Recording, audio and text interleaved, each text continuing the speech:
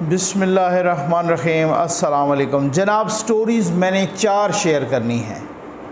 खदीजा शाह जो कि बताया जा रहा है कि जिन्ना हाउस पर हमले की मास्टरमाइंड हैं, अब उन्होंने ये फ़ैसला किया है, ऐलान किया है बल्कि कि मैं गिरफ़्तारी देने जा रही हूँ। ऐसा क्यों किया है, इस पे बात करेंगे।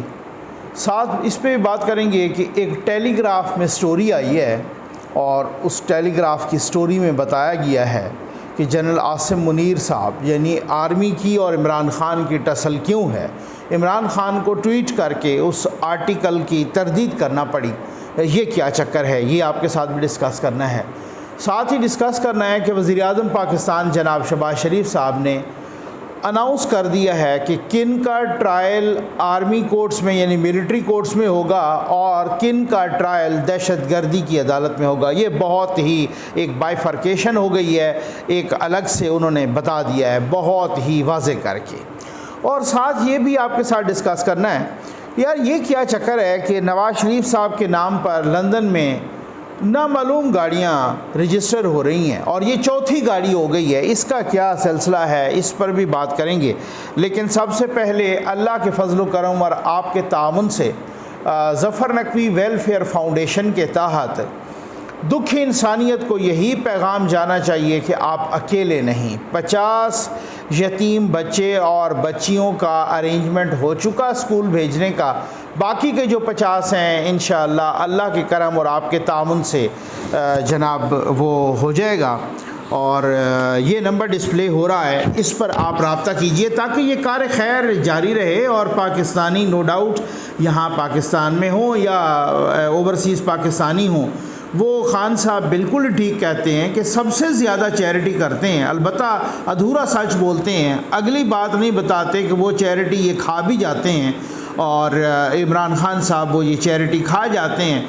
तो इस वजह से वो चूँकि कहते हैं कि जी मैंने 13 अरब रुपए मैराथन 2 मैराथन की और ट्रांसमिशन और उसमें 13 अरब रुपए जमा कर लिए सैलाब वालों के लिए।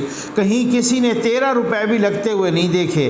तो पाकिस्तानियों को चाहिए जिसने भी दिए उनसे पूछे तो सही, ख़ान साहब हमने आपको सैलाब के लिए पैसे दिए थे, आप अगर खा गए हैं तो किधर लगाए हैं आपने? आप ज़रा ये बताएं, सियासी जलसों पे लगाए हैं, किसी को रिश्वत दी है, क्या किया है, कहाँ कहाँ लगाए हैं? सैलाब वालों पे तो आपने 13 रुपए भी नहीं लगाए। तो ये ज़रूर पूछा करें, आपका राइट है, आपका हक बनता है। तो खैर अब उसके बाद आ जाएं जनाब। सबसे पहले मैं खदीजा शाह पर जाने से पहले आपको एक वीडियो सुनाता हूँ और ऐसी वीडियो आप ज़रूर सुनाया करें यूथियों को। उनका अपर चैम्बर तो फारिग है, हो सकता है किसी का ज़मीर जाग जाए, किसी का जो है ना। अब ये देख लें, क्योंकि इंसान को खुदावंद करीम ने अशरफुल मखलूक बनाया है, अशरफुल मखलूक़ात। तो अब ये इस तरह की बातें सुनने के बाद क्वेश्चन किया करें, सवाल किया करें, क्योंकि जहाँ सवाल मर जाता है वहाँ पे जवाल आ जाता है। ये देखें ख़ान साहब पहले अमरीकी साजिश का किस तरीके से डंडोरा पीटा और फिर उसके बाद उन्हीं अमरीकियों के तलवे किस तरह से चाटना शुरू कर दिया। ये आप चेक कीजिए, ये ज़रा सुन लीजिए, फिर उसके बाद मैं अहम स्टोरी पे आता हूँ, खदीजा शाह वाली स्टोरी पर। ये ले, मेरे पास ये सबूत है। बैरूनी साजिश की ऐसी बहुत सी बातें हैं जो मुनासिब वक्त पर सामने लाई जाएंगी।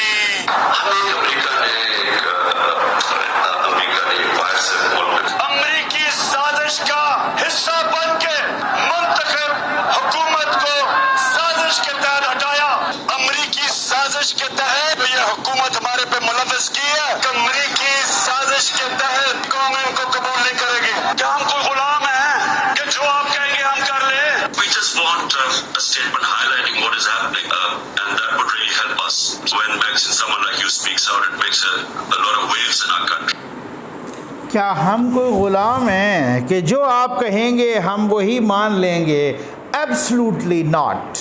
अब सुना है कि एब्सोल्युटली नॉट भी लोगों ने मिटाना शुरू कर दिया है और हम कोई ग़ुलाम हैं गाड़ियों से, वो भी साफ़ करना शुरू कर दिया है।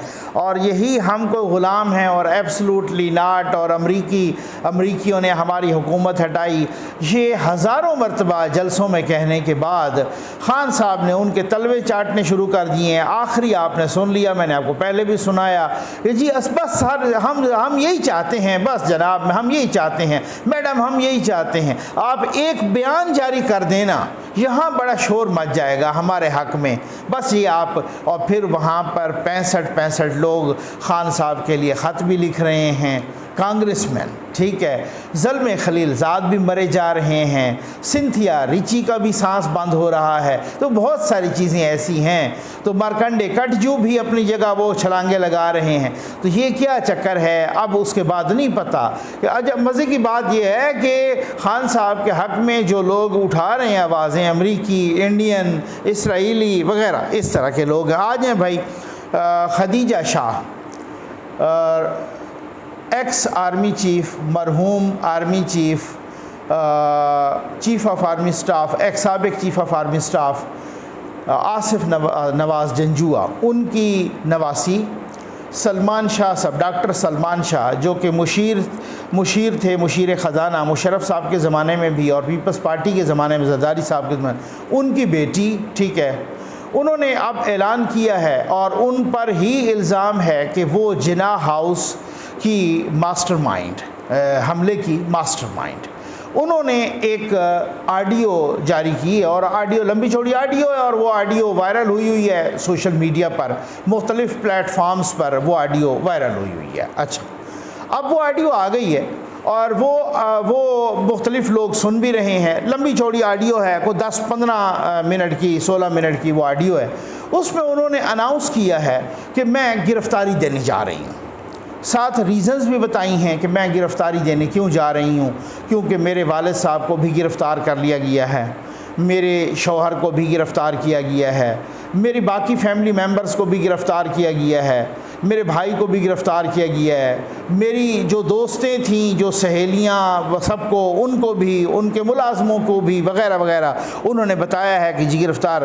तो अब मैं इतने सारे लोगों को नहीं वो देख सकती इस तरह से तकलीफ़ में, और मैं गिरफ़्तारी देने जा रही हूँ। और फिर उसके बाद उन्होंने लंबा चौड़ी अपना जो है ना सफाई पेश करना शुरू कर दी कि जनाब बात ये है कि मैं तो बड़ी मासूम हूँ, मुझे तो कोई पता नहीं है, बस ये कोई हो रहा था प्रोटेस्ट 9 मई को और मैं भी साथ चल पड़ी, और फिर मुझे नहीं पता चला कि वो कहाँ जा रहे हैं। फिर वो अचानक जिना हाउस तक पहुँच गए और फिर वो जनाब अंदर जाने लगे। अच्छा, इसमें ना मुजरिम जो होता है वो क्लू छोड़ जाता है। ये तो अपना उनका स्टेटमेंट है, ऐसा बयान, ऐसी ऑडियो जो पता नहीं उन्होंने कहाँ रिकॉर्ड करवाई, सलाह मशवरा करके रिकॉर्ड की होगी, कोई कानूनी ओपिनियन ली होगी वगैरह वगैरह, क्योंकि अब वो मुकर नहीं सकती ना। वो जिना हाउस की अपने सोशल मीडिया अकाउंट्स पर जिना हाउस, जलते हुए जिना हाउस की वीडियोस रिलीज़ करती रहीं। अब वो मुकर तो सकती नहीं, ठीक है। अब उसके बाद जनाब उन्होंने कहा कि वो अचानक जो है ना वो एक ऐसे घर में पली बड़ी हैं कि जहाँ पे एक फ़ौजी घर है, जहाँ पे कैंट में सब कुछ वो पूरे नॉमेनक्लेचर से वाकिफ़ हैं। तो मासूमियत से वो वहाँ पहुँच गई जिना हाउस पे, लोगों ने गेट तोड़ना शुरू कर दिए, लोगों ने आग लगाना शुरू, ये फिर भी उधर ही मौजूद थी। भाई अगर आपको नहीं पता था, अच्छा फिर साथ ही ये भी मान गई कि मैं और अंदलीब अब्बास मना करते रहे, साथ ये भी मान गई कि उधर जो पीटीआई के ऑर्गेनाइजर्स थे उनको भी हम मना करते रहे कि आप ऐसा ना करें। तो फिर ख़ान साहब किस बुनियाद पे कह रहे हैं कि वो हमारे लोग नहीं थे? ये तो खुद उनके अपने बंदे मान रहे हैं कि हम उनको ऑर्गेनाइजर जो पीटीआई के वहाँ पे मौजूद थे उनको हम मना करते रहे हैं। तो मना तो आप उन लोगों को करते हैं जिनको जानते हैं आप उनको, और वो खुद कह रही हैं कि जो पार्टी के वर्कर्स थे, जो ऑर्गेनाइजर्स थे, मैं और अंदलीब अब्बास उनको मना करते रहे हैं। तो ख़ान साहब कह रहे हैं कि हमारे लोग ही नहीं थे, वो तो एजेंसियों के लोग थे। तो वो यहाँ तो नहीं कह रही कि वो एजेंसियों के लोग हैं, वो कह रहे हैं कि जी पार्टी के ऑर्गेनाइजर्स और जो वो पार्टी वाले और बाकी जो सब जिनके साथ आप चल पड़े हैं, अगर आप उनके साथ इतना सारा सफ़र किया और चल पड़े तो वो किस तरीके से, वो एक हार्मनी थी ना, वो एक उसमें एक कन्वर्जेंस, एक इस तरह से हम आहंगी, वो सारा कुछ नारे लगा रहे थे, आप माप के साथ चल के कहाँ से कहाँ चले जाते हैं, ऐसे अजनबी माप के साथ तो कोई नहीं जाता। तो खैर अब मैं गिरफ्तारी देने जा रही हूँ, और क्योंकि उनको पता है कि गिरफ्तारी दिए बग़ैर काम नहीं चलेगा, गिरफ्तारी दिए बग़ैर मसला ऐसे कि जूं का तूं रहेगा। हाफिज़ साहब ने आजकल डंडा चलाना शुरू कर दिया है, हाफिज़ साहब ने अपनी मंजी तले डांग फेरना शुरू कर दी है, और वो फेरनी भी चाहिए ऐसे ही। और बहुत सारे लोग हैं जो अभी उनके पास पूरी लिस्टें हैं, सब कुछ है, वहाँ पे स्क्रू बहुत टाइट किए गए हैं। ये गालिबन पेशावर के वहाँ कोर का जब उन्होंने विज़िट किया तो एक यूथिया टाइप कैप्टन था, वो रिकॉर्डिंग शुरू कर दी उसने। वो जैसे ही उनको शक हुआ तो फिर वो मोबाइल भी पकड़ लिया, उस यूथिया को भी पकड़ लिया, और उसके बाद जो हुआ फिर चिरागों में रोशनी ना रही, ठीक है ना। फिर उसके बाद जो कुछ हुआ मुझे यहाँ बताने की ज़रूरत नहीं है, ठीक है ना। और उसके बाद फिर हाफिज़ साहब जिधर भी जाते हैं, आर्मी चीफ साहब, तो फिर भी उसके अलावा जो है ना मतलब एक हम हाफिज़ साहब इस वजह से कहते हैं कि मैं समझता हूँ कि आर्मी चीफ़ तो वो हैं पाकिस्तान के सिपह सालार आर्मी चीफ़। हाफिज़ कुरान होना बज़ात ख़ुद एक बहुत बड़ा मनसब है, एक बहुत बड़ा मैं समझता हूँ ओहदा है, एक बहुत बड़ा नाम है, एक बहुत बड़ा। अब वो लोग इसको कोई दूसरे अंदाज में, तंज़िया अंदाज में बोलते हैं, कुछ लोग इसको बहुत ही एज़ाज़ के तौर पे बोलते हैं। तो ये एज़ाज़ तो है ना, नो डाउट। तो जिस सीने में कुरान मजीद है वो एज़ाज़ क्यों नहीं है, नो डाउट वो है। और उस तरीके से उन्होंने फिर वो डंडा चलाना शुरू कर दिया, और चीखें लंदन में बैठे हुए आदिल राजा की भी आप सुन रहे हैं, और सारों की इस तरीके से चीखें आ रही हैं। और इसी तरह से अब मसला ये है कि जिनको जो कोर कमांडर, वो ख़ुद भी कह रही हैं खदीजा शाह उसमें कि जी उधर कोई भी नहीं था, जिना हाउस पे किसी किस्म की सिक्योरिटी नहीं थी, तो कौन रिस्पॉन्सिबल था? वही यूथिया कोर कमांडर जो आजकल ज़ेर अताब हैं। भाई वो जो कोर कमांडर थे ना, ये बहुत बड़ी प्लानिंग थी, ये ऐसे मामूली प्लानिंग नहीं थी। इनका ख्याल था भाई ये बगावत हो जाएगी तो बस इधर ही बस ये ऐसे ही होगा, तो बस हम फिर जो है ना काबू पा लेंगे, और ये कोई तुर्की शुर्की वाला चक्कर हो जाएगा, और फिर कोई कहीं और इस तरह से मामला हो जाएगा, तो बहरहाल खान साहब फिर आ जाएंगे तो वगैरह। ये यूथिया कोर कमांडर थे अपना सलमान फयाज़ गनी साहब, वो सिर्फ उसको अलूफ़ तरीके से ना देखें। कोर कमांडर बजाते ख़ुद बहुत बड़ी चीज़ होती है, लेकिन उसके साथ ही जो है ना उनके वालिद साहब हैं, उनका ये मिलिट्री बैकग्राउंड है ना पूरा। उनका नाम है ब्रिगेडियर फयाज़ गनी चट्ठा, वो रिटायर्ड हैं। इसी तरह से उनकी सिस्टर हैं ब्रिगेडियर डॉक्टर आयशा, ये डॉक्टर ब्रिगेडियर हैं, ठीक हो गया ना। इसी तरह से उनके जो है ना ब्रदर इन लॉ हैं, ठीक है, बहनोई हैं गालिबन, ब्रदर इन लॉ हैं लेफ्टिनेंट जनरल डॉक्टर इमरान मजीद। अब आप अंदाज़ा कीजिए, उनका एक अच्छा खासा फैमिली बैकग्राउंड है। और उमर फयाज़ गनी ये भाई हैं, ये भी ब्रिगेडियर हैं।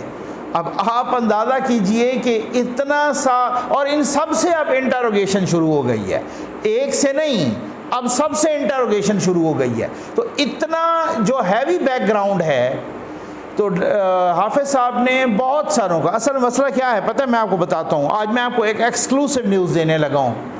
ये जब शहबाज गिल साहब गिरफ़्तार हुए ना, हमारे दोस्त एजाज़ सैयद साहब ने भी कुछ बातें बताई कि उन्होंने क्या क्या बताया, और फिर उसके बाद जनरल बाजवा ने उनको कहा कि जी इमरान खान साहब को कि ये आपका तोता तो बड़ा फर बोल रहा है। नो डाउट वो कुछ पर्सनल बातें थी कि जी पिंकी पीरनी और आपके बारे में ये बातें कर रहा है। तो अगर वो इस तरह से हो भी सही, बिलफ़र्ज़ कोई होता है, कभी कभी इन्वेस्टिगेशन वाले ज़रा चस्के लेने के लिए भी करते हैं, तो खैर।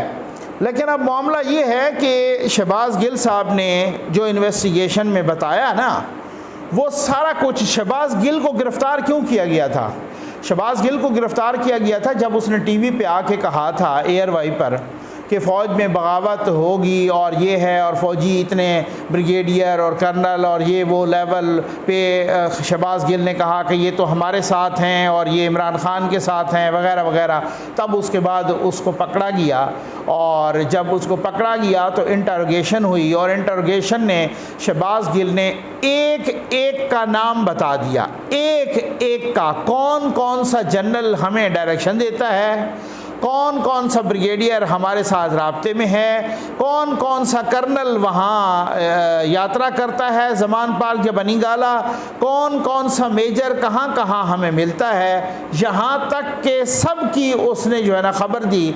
और एक एक, चाहे वो लेफ्टिनेंट जनरल चाहे वो मेजर जनरल, तो ये किसी को गलत फहमी ना रहे कि कोई छुपा रहेगा, सब जो है ना सबको। और ये लिस्टें जब आईं तो फिर वही लिस्टें सारी हाफिज़ साहब तक भी पहुंच गई, जनरल बाजवा से होती हुई और फिर वह कहाँ कहाँ और फिर जिन जिन के पास नीचे थीं। और या आपको याद होगा कि उस वक़्त भी DGISI तो फिर कौन थे, उस वक़्त भी जनरल नदीम अंजम साहब थे।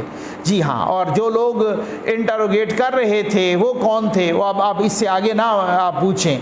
तो ये शहबाज गिल साहब ने तोते की तरह एक एक का नाम बताया है। जी बिल्कुल, ये मैं पूरी ज़िम्मेदारी के साथ कह रहा हूँ, मैं सबूतों के साथ इसको जो है ना साबित कर सकता हूँ कि शहबाज गिल ने सब का नाम, एक एक लेफ्टिनेंट जनरल का, एक एक मेजर जनरल का, एक एक ब्रिगेडियर का, एक एक कर्नल का, एक एक मेजर तक का, सब का नाम बताया। इमरान खान से कौन कौन रब्ता करता है, इमरान खान फ़लाँ बयान किसके कहने पे देता है, इमरान खान फ़लाँ अमल किसके कहने पे करता है, और फ़लाँ कौन कौन हमसे रब्ता करता है और कौन कौन पुठे मशवरे दे रहा है, इदारे के अंदर हमारा मददगार कौन कौन है, ये शहबाज गिल ने एक एक का नाम लिख के दिया था। अब ये किसी को गलत फहमी ना रहे, ये बात ये इस तरीके से है। आ जाए भाई अगली स्टोरी पर, फिर वीडियो लंबी भी ना हो जाए।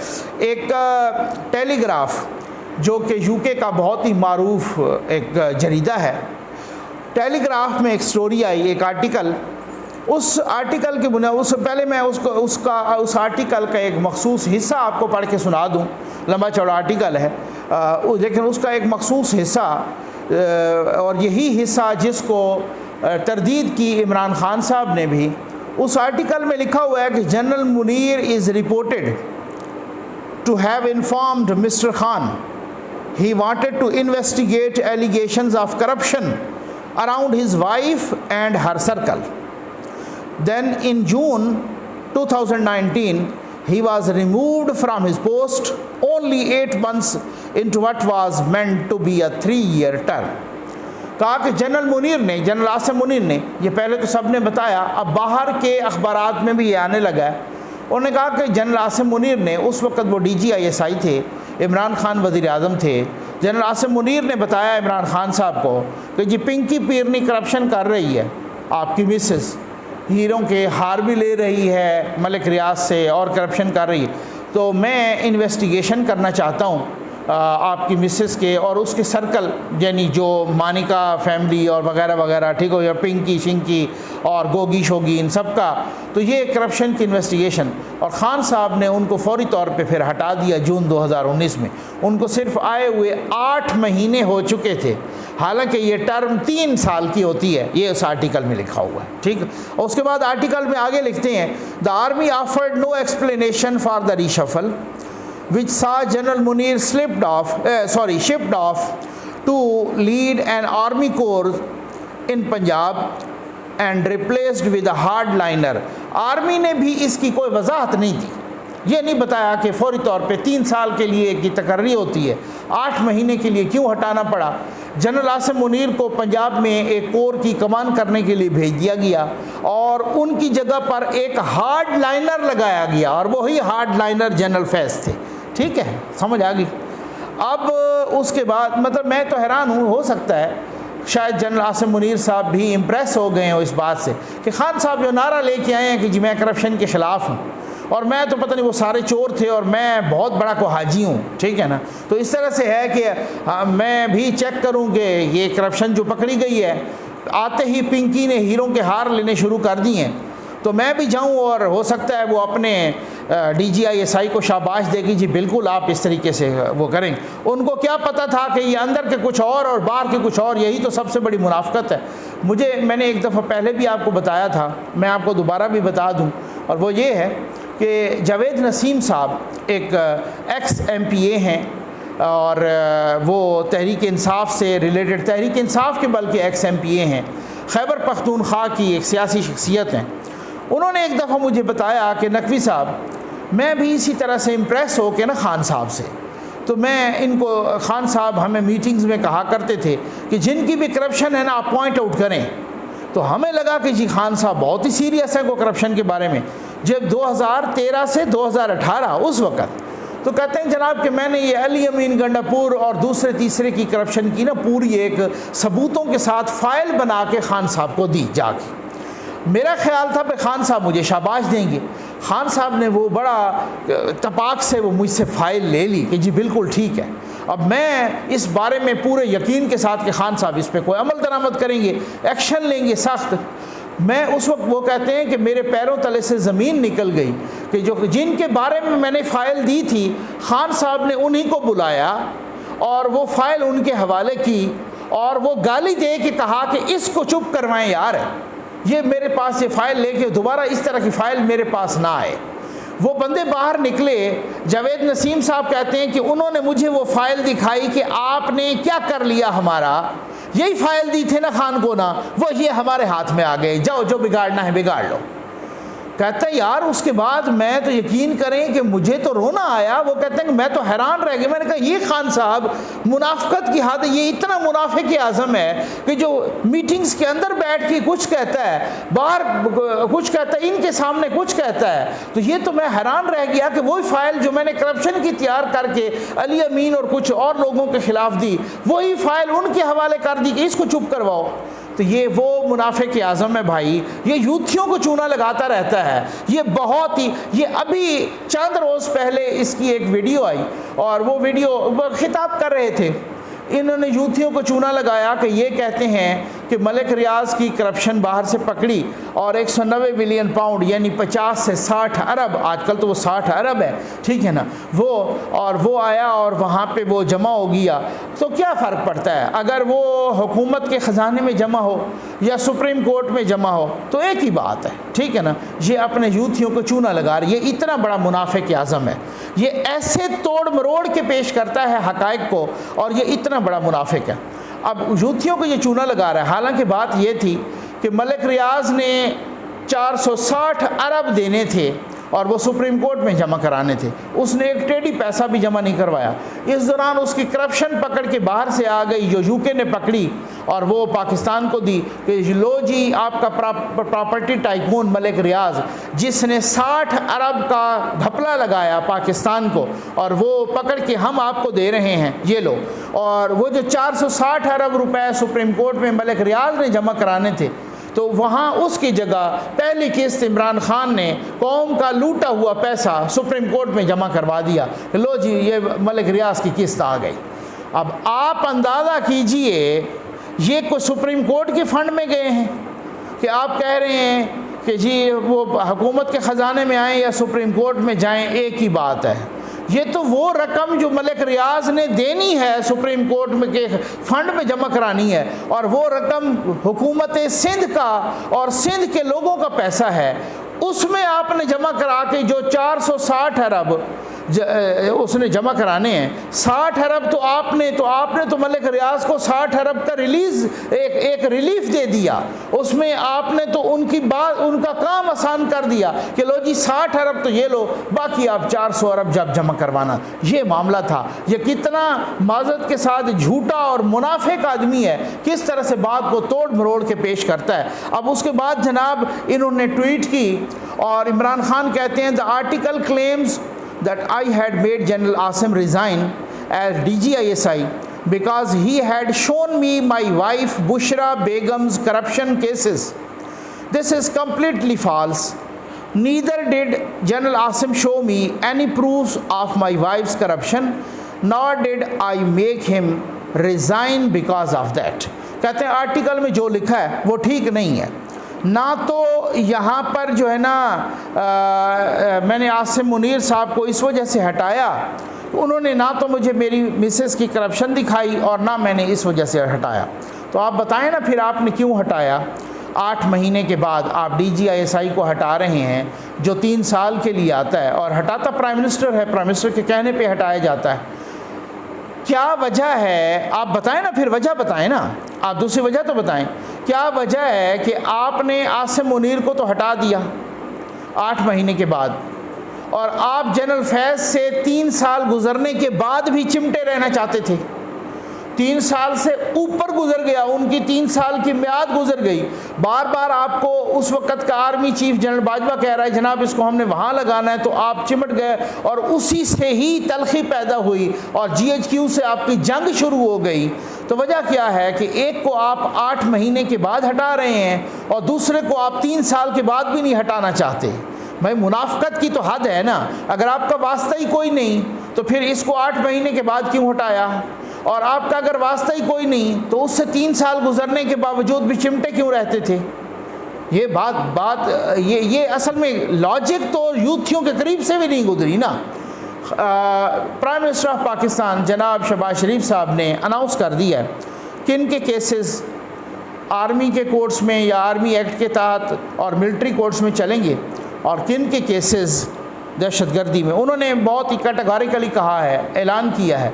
वज़ीर-ए-आज़म साहब कहते हैं कि वो लोग जो आर्मी की तनसीबात पर हमला करने में मुलव्वस हैं, पॉइंट आउट हो चुके हैं, मार्क हो चुके हैं, गिरफ़्तार हो चुके हैं या होने हैं, उनके केसेस मिलिट्री कोर्ट्स में चलेंगे। और जिन लोगों ने सिविल तनसीबात पर हमला किया है उनके केसेस दहशतगर्दी के अंदर, जैसे रेडियो पाकिस्तान। अब मैं हैरान हूँ, आप अंदाज़ा कीजिए इतने गिरे हुए यूथिए रेडियो पाकिस्तान का गेट उखाड़ के ले गए और एक कबाड़िए के पास जाकर 9,000 का बेच दिया। इतने थर्ड क्लास, इतने गिरे हुए यूथिए, वो जो बेचा कबाड़िए से, तो वो लॉ इन्फोर्समेंट एजेंसीज़ ने वो गेट भी पकड़ लिया और वो जनाब गेट वापस हुआ, उस यूथियों को भी पकड़ लिया। अब आप अंदाज़ा कीजिए ये हालात थे, अंदर तोड़ फोड़ की। वो रेडियो पाकिस्तान का तारीख़ी रिकॉर्ड भी वो भी साथ ले गए, वहाँ पर कंप्यूटर, लैपटॉप सब। मतलब आप अंदाज़ा कीजिए कि गेट तोड़ा, गेट को साथ ले गए, कबाड़िए पे 9,000 का बेच दिया। ये बहुत बड़ा गेट था। वो गेट दोबारा आ गया और उसी तरीके से तो जिसने सिविलियन तनसीबात पे हमले किए और पकड़े भी गए, पकड़े जा रहे हैं, पॉइंट आउट हो गए हैं, उनको मार्क किया गया है, तो उन लोगों के दहशतगर्दी की अदालत में। अब तो हालत ये है ना कि खान साहब आवाज़ नहीं उठा सकते, क्योंकि इसकी वजह ये है कि फंसते हैं आप।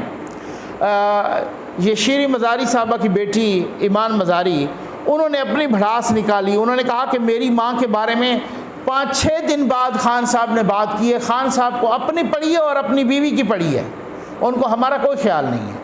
हिब्बा फवाद चौधरी, जो फवाद चौधरी साहब की बीवी हैं, बेगम हैं, उन्होंने जनाब कहा है कि खान साहब ने एक ट्वीट किया ना, और उन्होंने कहा कि फ़लाँ असद उमर साहब, फ़लाँ साहब, शाह महमूद कुरैशी साहब वगैरह वगैरह, ये जो है ना ये लोग पकड़े गए हैं, तो इनको पकड़ा है। तो उनके हक़ में फवाद चौधरी का जिक्र नहीं किया। तो उनकी मिसेस ने कहा है कि खान साहब आप हमें भूल गए हैं।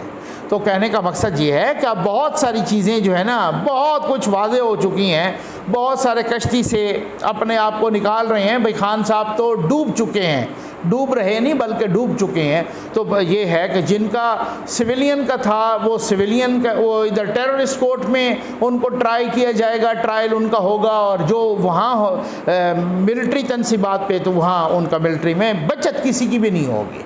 अच्छा, आज मैं आखिरी बात ये करूँगा कि नवाज़ शरीफ साहब के नाम पर लंदन में पहले भी कोई 3 गाड़ियाँ रजिस्टर हुई और अब चौथी गाड़ी भी कल एक ख़बर आई कि रजिस्टर। भाई यार ये क्या हो रहा है? मैं तो समझता था पहले कि हमारे यहाँ ये सिस्टम है और ये सिस्टम के फ्लाज होते हैं और हमारे यहाँ इतना थका हुआ सिस्टम है कि कुछ भी हो सकता है। मतलब यूके, लंदन जैसे और यूके जैसे मुल्क में और लंदन जैसे शहर में भी अगर ऐसा है तो ये तो बड़ा एक उनकी कमज़ोरी है उनके सिस्टम की। उन्होंने बाकायदा जो एमन फील्ड अपार्टमेंट के और नवाज शरीफ साहब के वो वहाँ के जो तर्जमान वगैरह या जो भी, उन्होंने बाकायदा कंप्लेंट करवाई। उन्होंने कहा जी नवाज शरीफ साहब के नाम पे ये गाड़ियाँ रजिस्टर हो रही हैं, हमें खदशा है कि ये गाड़ियाँ यूथिये इस्तेमाल करेंगे कोई क्रिमिनल एक्टिविटी में और नाम लगा देंगे नवाज शरीफ साहब का। तो बार बार पॉइंट आउट करने के बावजूद फिर भी वो गाड़ी नवाज शरीफ के नाम पे, मैं तो बड़ा हैरान हुआ। मुझे तो इस उनके सिस्टम के जो फ्लॉज हैं वो तो यहाँ से अपने से भी थका हुआ सिस्टम के, जब कंप्लेंट भी हो गई उसके बावजूद चौथी गाड़ी भी। उम्मीद है आपको वीडियो पसंद आई होगी। आपका बहुत बहुत शुक्रिया।